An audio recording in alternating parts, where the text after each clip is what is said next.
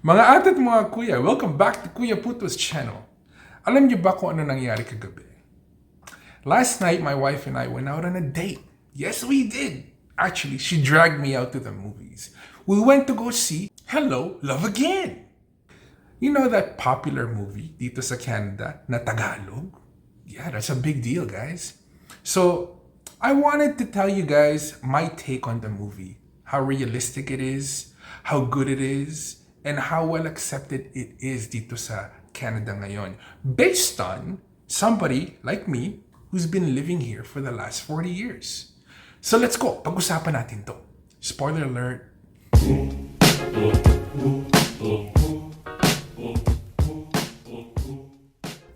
So guys, alam niyo ba dito sa North America, dito sa Canada, it's extremely rare na makakita tayo ng mga movies na ina-advertise for people to see sa mga sinihan na hindi English.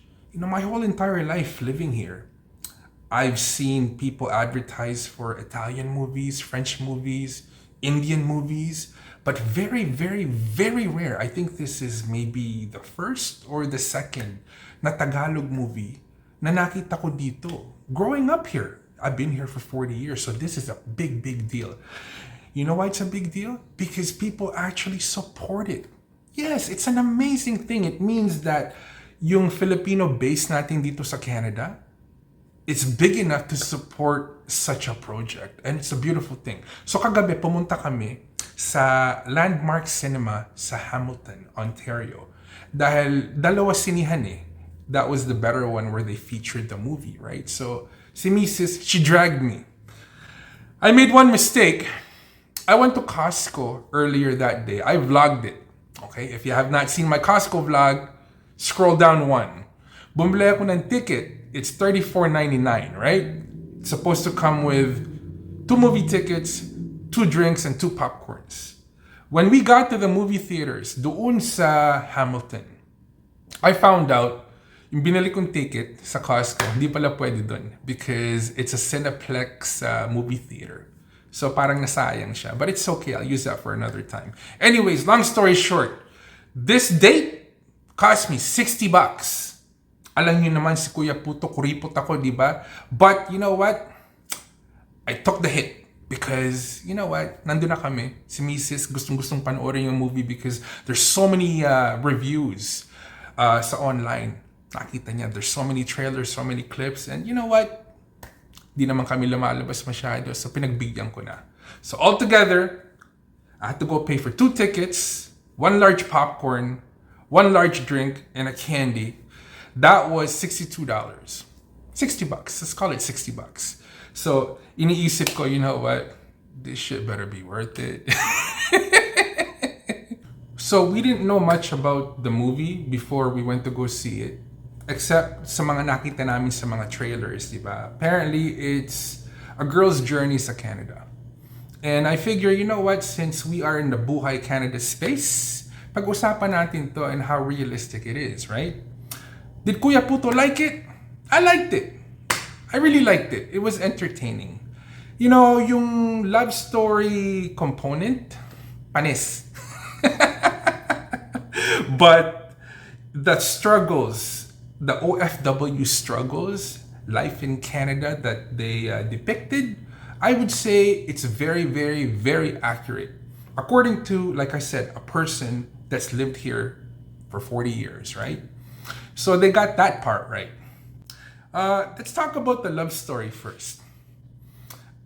I guess si Kuya Puto, you know, I got used to watching North American movies and how realistic they are pagdating sa mga relationships. And eto medyo a little bit over the top, medyo na-cornyhan ako.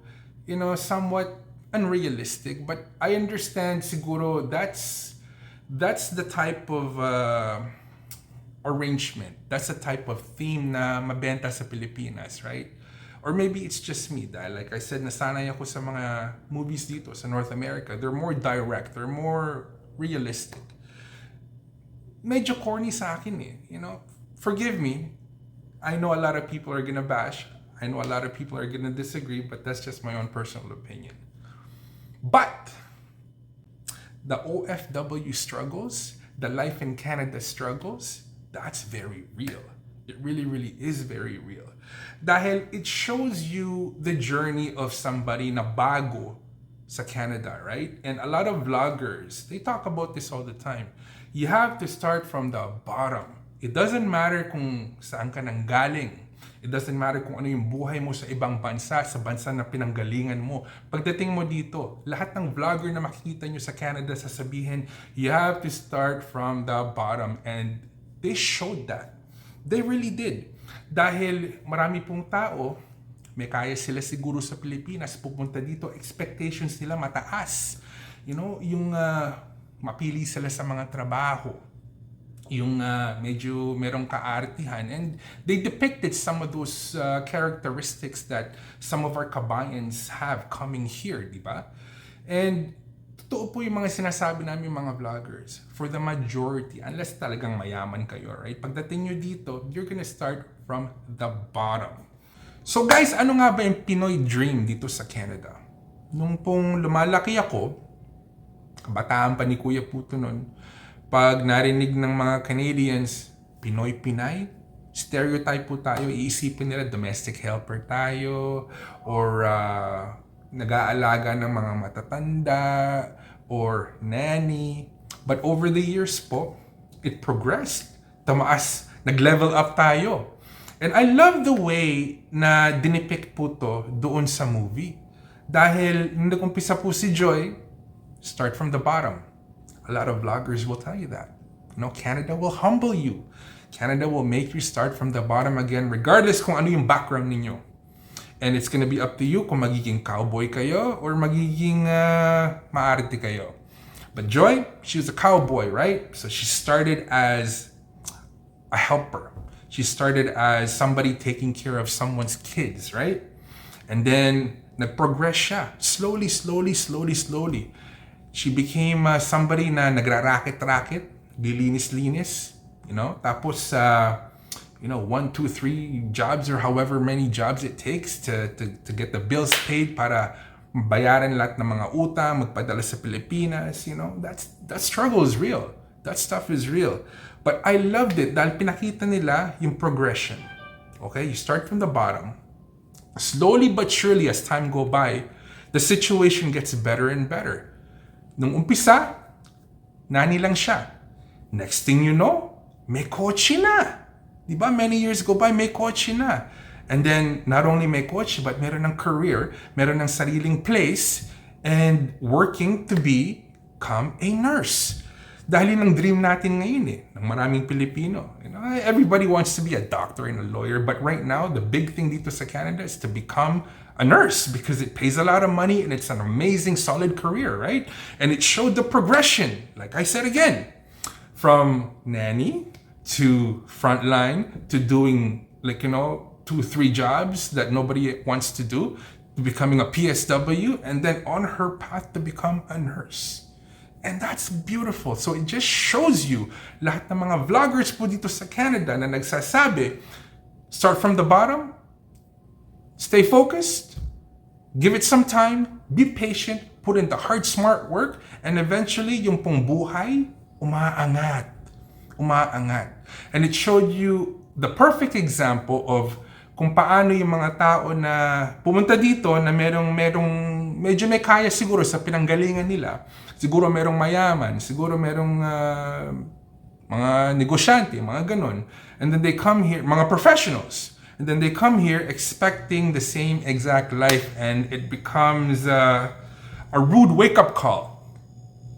Pinakita po nila yan kay Ethan, right? Dahil, I guess, he was a business owner and, parang nasanay sa buhay na medyo maluwag. Pagdating dito, naging mapili. And that was the start of his downfall at the beginning, right? Because pagdating niyo po dito, everybody that tells you have to start from the bottom, the majority, that's true. That's true. You have to climb your way out of that hole. And it's not easy, and it's gonna be a long process. Magiging journey po yun, but there's always a light at the end of the tunnel. And joy is like the perfect example for that. So, sa mga tao po na gustong malaman talaga kung ano yung totoong buhay kung ano yung pwede nyo makuha dito sa Canada or sa North America. That aspect of this movie, very realistic. And I've seen that over and over and over countless times through my life living here for the last 40 years. Napakadami na pong mga Pinoy, mga Pinay, ginawa yung journey na yan. And ngayon, 20, 30, 40 years later, they're laughing. They're laughing. But they put the hard work in. So kung talagang gusto nyo ma-experience firsthand, panoorin nyo yung movie yan and focus on that aspect that Kuya Puto just mentioned. The second thing na nagustuhan ko sa movie, pinakita nila yung buhay ng mga OFW dito na nagsusuporta sa Pilipinas. Yeah. And the majority of Pinoys and Pinays na nandito po, parang meron silang obligasyon sa Pilipinas. And the way the movie depicted it, sa akin lang to, right? Parang the reason why yung mga tao dito ang tagal umasenso dahil laging merong, you're gonna hate me for saying this, pabigat. Yes, pabigat. And unfortunately, parte po ng culture natin yan because, we're all family-oriented, right? We can't just turn our backs sa mga iniwanan natin. Kahit hindi mo, like first family. When I say first family, your wife, your kids, right? Second family, your brothers, your sisters, your aunts, your uncles, your parents, mga ganon, di ba?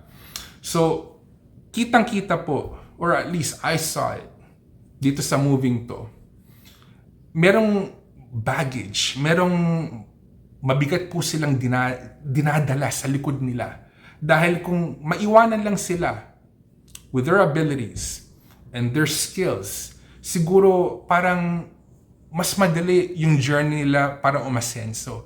But the fact na merong baggage na binubuhat sa likuran nila, on both sides, both Joy and Ethan, parang yung buhay po humirap. And that's true for a lot of Pinoys here and Pinays here po. I'm not saying na mali po na magpadala, mali pong suportahan yung mga mahal natin sa buhay na iniwanan natin sa Pilipinas. But at the same time, kailangan po, you have to understand the importance of you. Alam ko marami magsasabi, Kuya Puto, ang selfish mo naman. Well guys, tandaan nyo, everything starts with you. Kung di dahil sa inyo, walang makakatulong sa kanila. So kailangan tulungan mo muna ang sarili mo bago mo sila matulungan. Di ba mas madali kung umasenso ka muna, umangat ka muna sa buhay, and then tulungan mo sila ng husto versus naghihirap ka na nga, naghihirap na yung mga tao sa Pilipinas, lalong pang paghihirapin yung sarili mo para mabigay yung gusto nila. Everybody has their own dreams, di ba? How important is your dream to you? Remember, your success would be their success too. So sometimes, like I said, don't hate Kuya Puto for this. I totally understand why people send money back home. I get that. We did that too. But sometimes, you have to be selfish because you need to be successful for them to be taken care of. And it's so, napakahirap pong gawin yun when naghihirap na kayo dito. Tapos madadagdagan pa yung problema ninyo and it's not even your problem. It's their problem. So, yeah, I know maraming magagalit but that's just my opinion po. Marami po silang diniscuss about yung mga different types of pathways to come here. Pwedeng temporary, pwedeng sponsorship, pwedeng mag-asawa ka ng PR, or the one that they did not touch upon was yung the AFAM pathway. But lahat po ng minention nila ng mga pathways in this movie to come here and to stay here, totoo po lahat yan. Lahat po yan nagawa na ng madaming mga Pinoy. And I appreciate the fact na they touch up on that because it's real. It's very real. And I also like the fact na, they did mention dun sa movie na hindi po lahat ng Pinoy iisa ang goal to come here. Iba-iba po gusto ng mga Pinoy, mga Pinay na pumupunta dito. Iba-iba yung mga plano nila. Yung iba, after working here for so long, gusto nilang bumalik sa Pilipinas. Ayaw nila dito dahil malamig tsaka hindi ganun kasaya. Yung iba naman sinasabi, we do it for the kids because we want our kids, the next generation, to have a better future. Yung iba naman sabi, hindi na ako babalik sa Pilipinas. I will build here because it's much better here. And it shows you, everybody's different. Everybody's got a different goal. And everybody's got a different path, right? Lahat tayo unique. I really like that. So it's very, very realistic. Meron din pong parts sa movie, actually dalawang parts where marami din po nagsasabi ng mga vloggers dito sa Canada, yung mga magiging traidor sa inyo, sometimes kapwa Pilipino din nyo. They touched upon this sa movie. And when I watched it, you know what? Yeah, it's very true. I can totally see that. Dahil siguro sa inggit or yung crab mentality, kailangan kung nasa baba ako, ibababa din kita. Kung sad ako, gagawin din kitang sad. Like that kind of behavior. And unfortunately, totoo po yun. So Joy experienced that, the main character, twice in the movie. It's really sad, but it's also a reality na mga Pilipino dito, they have to face, right? So really, be careful who you allow in your inner circle. Because you never know, kala nyo kaibigan nyo, tapos tetrado rin kayo sa likod. Worst part, kapwa Pinoy nyo pa. Dapat nga kung tutuusin, magtulungan tayo, imbis na magsaksakan tayo sa likod. But it's a sad reality, and it happens. So alam ko marami magagalit kay Kuya Puto dahil sinabi kong panis yung love story aspect, the love story component of this movie. But you know what? I'm sorry. I stand by it. I guess parang nasanay na ako sa mga love stories, sa mga movies dito sa North America. It's a little bit more direct. I guess, the audience that they were targeting, it's primarily mga Pinoys, Pinays, all over the world and sa Pilipinas, right? So, they had to tone it down a little bit, but I didn't feel it was very realistic. Si Mrs. nga kung tutuusin, tinutusok ako. She's like, kinukurot ako while we were watching the movies on two separate occasions, right? Dahil tawa ako ng tawa. The one, some cheating happened, okay? One thing that I can tell you guys, okay? According to the Pimp Bible, chapter 3, if you're gonna cheat on a girl and you're gonna go to her place, make sure you don't pick up the phone, or make sure you don't even bring your phone. And ginawa nila yun, so I was just laughing. And the second part was, if ever nakahiwalay tayong dalawa, and we have a very long history, and then circumstance dictate na nakakilala ulit tayo, nakatagpo ulit tayo, and then, we end up in the same house, living together in the same room, in the same bed. I don't know. To me, maglalaro siguro sila. But in the movie, at the beginning, it didn't quite happen. Spoiler alert. And that's also from the Pimp Bible, chapter 5. That's just Kuya Puto, okay? But overall, guys, the movie is amazing. It's a testament to how creative Filipinos are. Because isipin nyo, it's in North American movie theaters and people are watching it. And Kuya Puto actually spent $62 to go out and watch it. So it's worth it. For all of those people out there that want to know how life is for an OFW, or how life is for a lot of people na nagtitira dito sa Canada, mga transplants katulad ni Kuya Puto and my family, very realistic po yung depiction nila. But like I said, the love story aspect of it, it's a little like that. So yeah, sana naman po natuwa kayo kahit konti or na-entertain kayo dito sa spoiler review ni Kuya Puto. And if you have not subscribe naman po kayo so we can grow this channel as big as we can. This is Kuya Puto wishing you good night, good morning, good afternoon, wherever you is in the world. Stay hungry, stay humble. Keep your hustle strong. I'll see you in the next video. Bye for now!